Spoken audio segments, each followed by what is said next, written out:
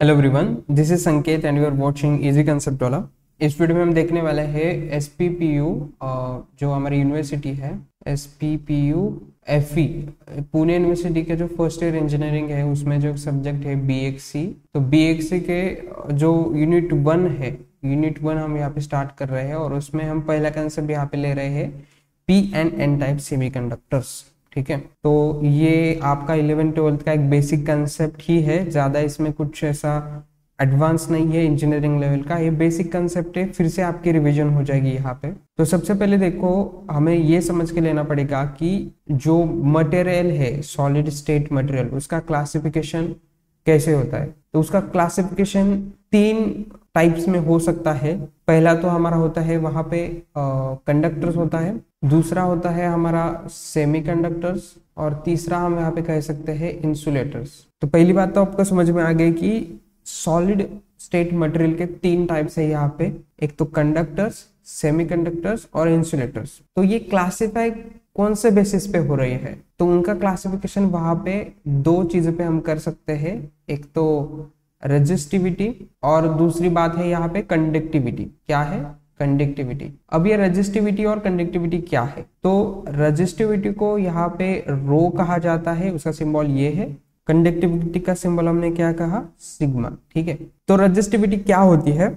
कौन सा भी मटेरियल लो तो उसमें इलेक्ट्रिसिटी पास न होने के लिए कितनी रेजिस्टिविटी वहां पे उस मटेरियल में होगी, उसे बेसिकली हम रेजिस्टिविटी कहेंगे। मतलब कि कितना रेजिस्टेंस वहां पे उस मटेरियल में होगा इलेक्ट्रिसिटी पास न होने के लिए। सिंपल भाषा में उसे रेजिस्टिविटी कहेंगे। उसका जो उसका जो यूनिट है वो होता है ओम मीटर। इस चार्ट में देखो, यहाँ पे रेजिस्टिविटी लिखा है, रेजिस्टिविटी। ठीक है, तो ये रेजिस्टिविटी का यहाँ पे स्केल उन्होंने दिया है। तो इस स्केल पे देखो 10⁻18 से लेके 10⁻−8 तक यहाँ पे स्केल है। तो जिस मटेरियल का रेजिस्टिविटी सबसे ज्यादा होगा, जैसे यहाँ पे लिखा है कि 10⁻18, मतलब कि कितनी लेवल की रेजिस्टिविटी उस मटेरियल में है। देखो, तो इतनी ज्यादा रेजिस्टिविटी है, इसका मतलब ये जो मटेरियल है, निकल ऑक्साइड, डायमंड, सल्फर, ग्लास यहाँ पे हो गया, तो इनकी रेजिस्टिविटी बहुत ज्यादा है। इसका मतलब ये इंसुलेटर्स में आते हैं। और इन्हीं मटेरियल्स की जो कि इंसुलेटर्स में आते हैं, उनकी कंडक्टिविटी देखो, जो कि यहाँ पे है कंडक्टिविटी का स्केल भी यहाँ पे दिया गया है। देखो 10⁻−18 है यहाँ पे, 10⁻−18 और यहाँ पे है 10⁸ तो यहाँ पे -18 है। मतलब कि यहाँ पे जो मटेरियल्स है उसमें कंडक्टिविटी 10⁻18 तक है। समझ रहे हो? मतलब कि कंडक्टिविटी लो है यहाँ पे। कंडक्टिविटी यानी क्या कि उसी एक स्पेसिफिक मटेरियल से कितनी इलेक्ट्रिसिटी कंडक्ट हो सकती है, उसे हम कंडक्टिविटी कहेंगे। तो अगर कंडक्टिविटी लो होगी, इलेक्ट्रिसिटी कंडक्ट ही नहीं कर सकता वो मटेरियल, तो वो हो गया लो कंडक्टिविटी वाला मटेरियल। तो जिस भी सब्सटेंस की मटेरियल की रेजिस्टिविटी हाई होगी और जो कंडक्टिविटी है वो लो होगी, वो इंसुलेटर कहलाएगा। क्या कहलाएगा? इंसुलेटर। कंडक्टिविटी का यहाँ पे जो यूनिट होता है वो होता है सीमेंस पर मीटर। तो ये सीमेंस कैसे आएगा, इसका एक अलग सा डेरिवेशन है जो कि हम यहाँ पे नहीं देखेंगे, बट सीमेंस पर मीटर ये कंडक्टिविटी का यूनिट है।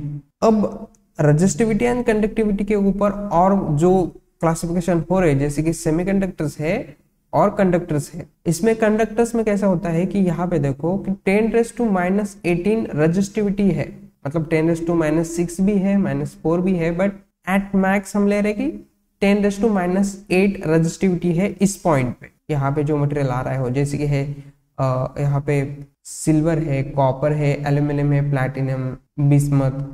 तो ये जो मटेरियल है इनकी रेजिस्टिविटी लो है। क्या है? रेजिस्टिविटी लो है और कंडक्टिविटी ज्यादा है। मतलब कि ये मटेरियल कंडक्टिव है, इलेक्ट्रिसिटी कंडक्ट करेंगे, और रेजिस्टिविटी कम है, मतलब कि इलेक्ट्रिसिटी को ज्यादा रेजिस्टेंस वहां पे नहीं करेंगे। उसी प्रकार से सेमीकंडक्टर्स का भी क्लासिफिकेशन होता है। इनमें इंटरमीडिएट है जो वैल्यूज है, रेजिस्टिविटी भी नॉट गुड नॉट बैड ऐसा कह सकते हैं, और कंडक्टिविटी भी not good not bad, intermediate level पे। तो रेजिस्टिविटी और कंडक्टिविटी के बेसिस पे यहाँ पे हम क्लासिफिकेशन कर रहे हैं इंसुलेटर्स, सेमीकंडक्टर्स और कंडक्टर्स का। ये बात आपको समझ में आ गई। अगर एग्जाम में आता है ये क्वेश्चन तो ये सारी चीजें लिखोगे आप।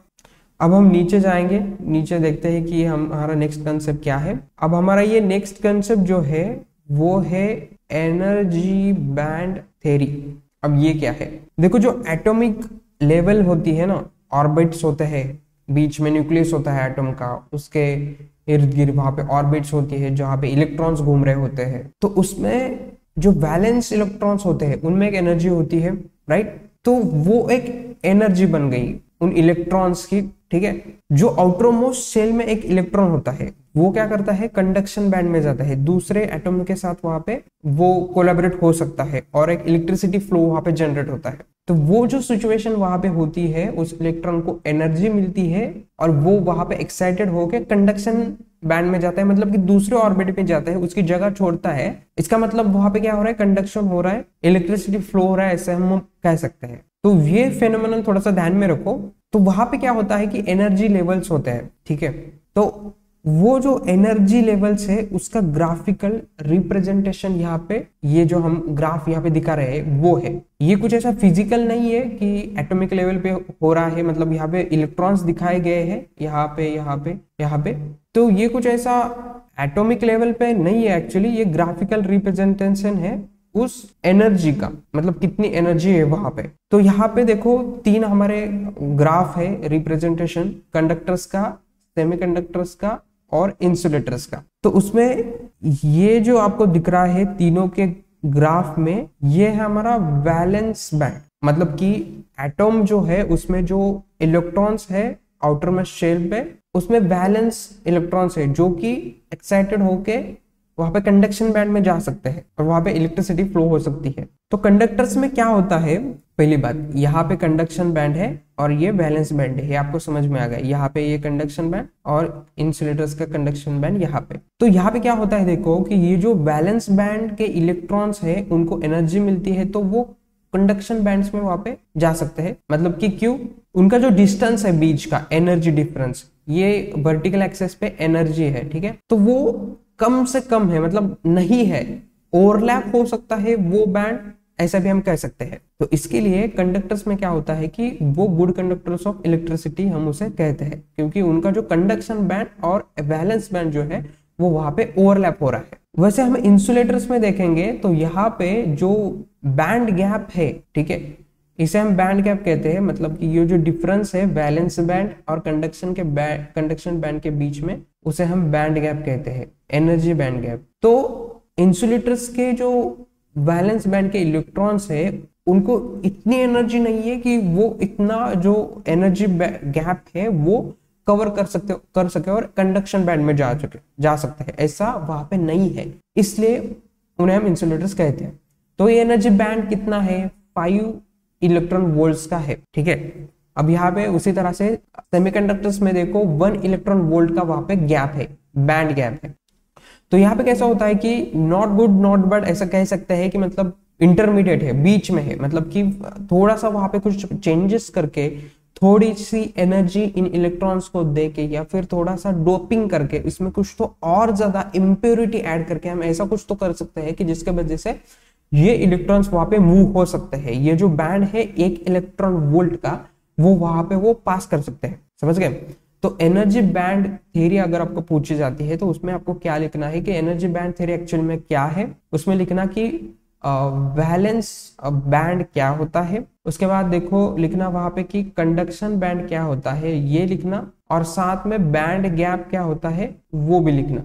और इनके वजह से ये जो बैंड्स यहाँ पे बन रहे हैं तो उनके वजह से वहां पे जो क्लासिफिकेशन है वो कैसा हो रहा है, कंडक्टर्स, सेमीकंडक्टर्स एंड इंसुलेटर्स, ये भी वहां पे आप लिख सकते हैं। नेक्स्ट चीज यहाँ पे हम देखेंगे कि सेमीकंडक्टर्स। अब सेमीकंडक्टर्स क्या है आपको पता चल गया कि एक टाइप है सॉलिड स्टेट मटेरियल्स का कि जिसमें एनर्जी गैप जो होता है वो इंटरमीडिएट होता है, 1 इलेक्ट्रॉन वोल्ट का कह सकते हैं। तो इसमें क्या होता है, देखो ये सिलिकॉन का एटॉमिक स्ट्रक्चर है जिसके सबसे पहले ऑर्बिट में यहाँ पे 2 इलेक्ट्रॉन्स है, उसके नेक्स्ट 8 है, 8 इलेक्ट्रॉन्स इस ऑर्बिट में है, और जो आउटर मोस्ट ऑर्बिट है उसमें 4 इलेक्ट्रॉन्स है। ठीक है, तो यहाँ पे सेमीकंडक्टर्स के दो टाइप्स यहाँ पे निकल के आते हैं, एक तो है इंट्रिंसिक सेमीकंडक्टर्स और दूसरा है कि extrinsic semiconductor, extrinsic semiconductors. Intrinsic बोले तो प्योर, पूरा प्योर, उसमें कुछ भी इंप्योरिटी नहीं हम डालते, जैसे कि सिलिकॉन, इसमें कुछ भी इंप्योरिटी नहीं है और वो प्योर फॉर्म में है, और इसमें रूम टेम्परेचर पे अगर थोड़ा सा एक्साइटेशन हो जाए एनर्जी का, या फिर थोड़ी सी एनर्जी उसे दे सकते हैं, तो यहाँ पे इलेक्ट्रॉन्स मूव कर सकते हैं, बट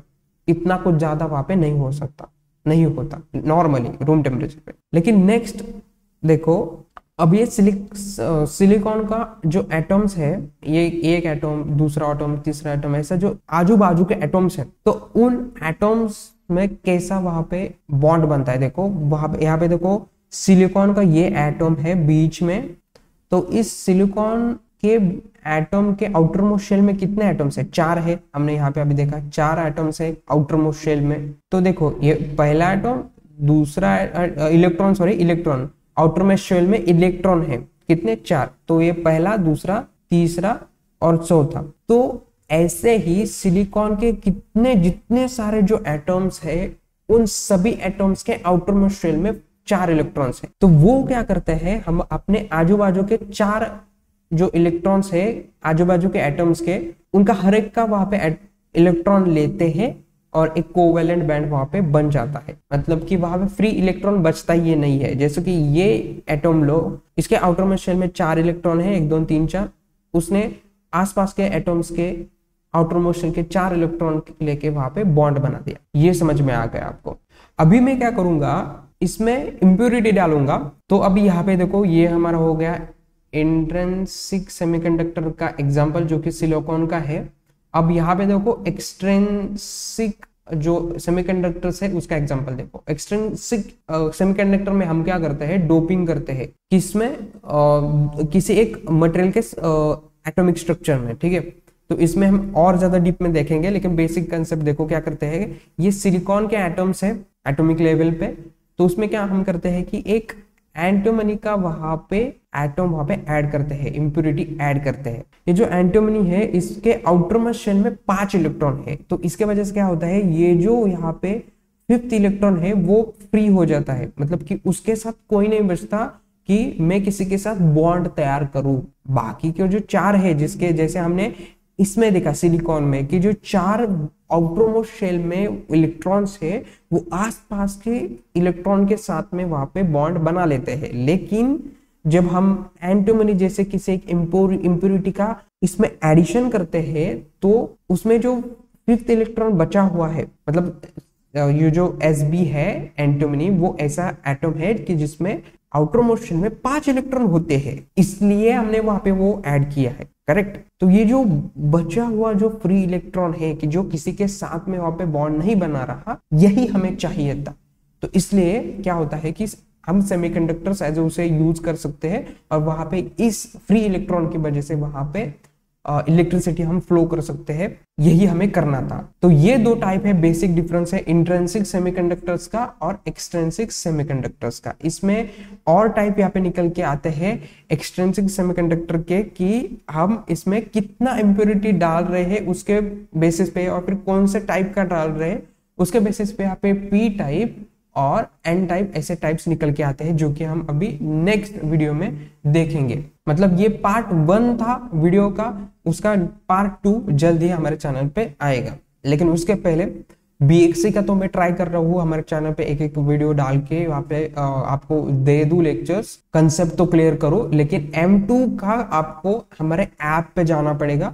SPPU पुणे यूनिवर्सिटी का हमारा 2nd सेमेस्टर में जो सब्जेक्ट होता है M2, BXC BE के साथ में जो भी आपका सब्जेक्ट है उसके साथ में होगा, तो उसका लेक्चर्स वहां पे ले रहे हैं इरफान सर, पूरे तरीके से रिकॉर्डेड लेक्चर है। और इसकी जो प्राइस हमने रखी है वो लगभग 799 रुपीज रखी है, इंटरनेट चार्जेस के साथ में थोड़ी सी बढ़ जाएगी।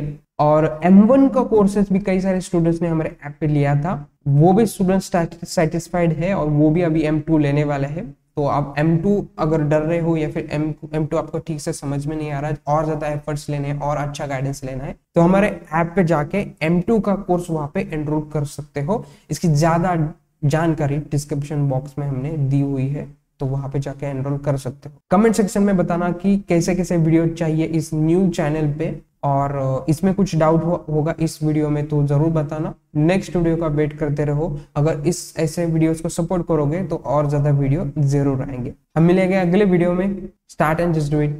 Very all the best.